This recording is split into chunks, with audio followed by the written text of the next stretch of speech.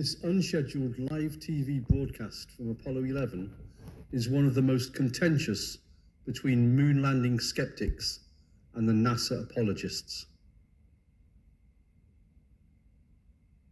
It all starts very well with the camera zooming in to a view of the Earth from a distance of 150,000 road miles, while astronaut Neil Armstrong describes the scene.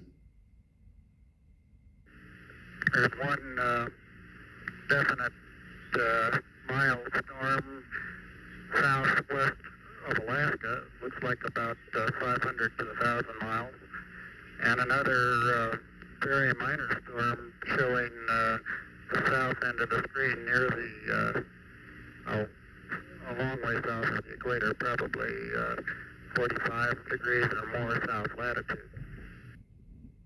At a distance of 150,000 road miles, the Earth occupies 3 degrees of arc, which is a little wider than your thumb at arm's length.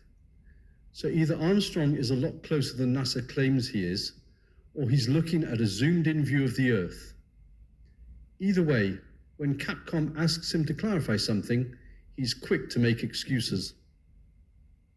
Roger, Neil. Thank you. It also appears that just to the left of the terminator, up in the northern hemisphere, there's a cloud band trending, a gap in the clouds trending northwest, southeast.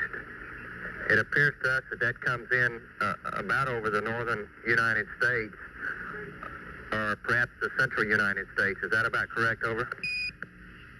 I can see on the monitor the thing you're talking about, but right now I can't get my eye to the window to pick out just where it crosses the shoreline. So how exactly was he able to see a very minor storm before, when he can't see a cloud pattern now? Not that getting his eye to the window would make a difference to how much he could see, unless the Earth was right outside. But we have to remember this was supposed to be nothing more than a screen test in preparation for the actual moon landing. Okay, world, hold on to your hat. I'm going to turn you upside down. Next, it's the turn of fellow astronaut Mike Collins, who performs a roll of the spacecraft, effectively turning the Earth upside down, a maneuver that takes 30 seconds. 11, that's a pretty good roll there. Make no mistake, to do this for real would be incredible. During passive thermal control, the central axis of the spacecraft is aligned north-south with respect to the Earth, and Collins manages to rotate it like the second hand of a clock, literally, while maintaining a view of the Earth. Even more remarkably, he manages to do it without looking out of a window. Unfortunately, we only have one window that has a view of the Earth, and it's filled up with the TV camera, so your view now is probably better than ours is. Whatever's moving, it's not the spacecraft. A couple of minutes later, the Earth starts to slowly rotate clockwise by 90 degrees. It then disappears off the right of the screen before popping back into view right way up from the left of the screen because someone is repositioning the camera. Notice at this point as well how the Earth changes from a bluish grey to bluish green. As we will see in a later video, this occurs when NASA changes to a different channel for their TV signal. But it's what happens next that confirms it is in fact the camera that's been moved as the field of view widens to include an interior light.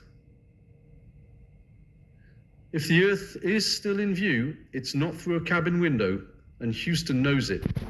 Listen as Apollo team member Charles Duke tries to alert the crew to the situation. Apollo 11, Houston, appears to us that we're seeing a view from outside, plus a little of the inside. It appears you've taken the camera away from the left window. Now, over. That's correct. We're moving it back and reconfiguring for interior lighting. Roger. As the camera is moved away from the cabin window, there's no way the distant Earth would be visible unless it remained central to the field of view, which it doesn't. In this scale simulation, a line of sight is established between the camera and the distant Earth. Now watch what happens as the camera shifts from side to side. The Earth disappears from view.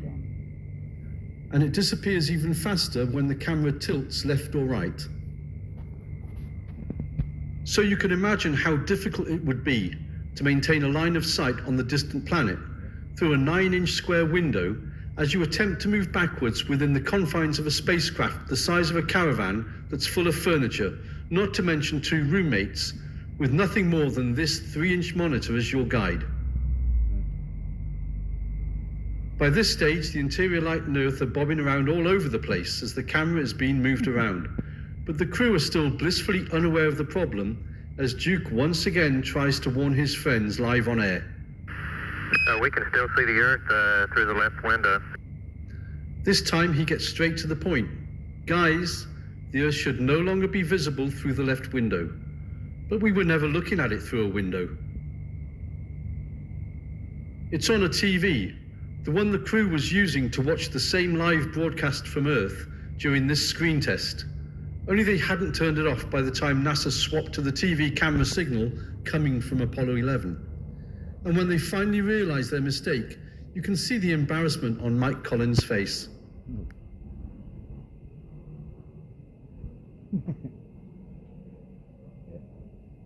It's a mistake that won't be repeated for the rest of the Apollo program, because this is the only other time you will see an Apollo astronaut and a view of the Earth in the same footage. The previous occasion being Apollo 9, when the spacecraft was orbiting at 127 miles above the planet, which is around about where the command module was during every Apollo mission, this one included, because humans can't travel beyond the safety of a low Earth orbit.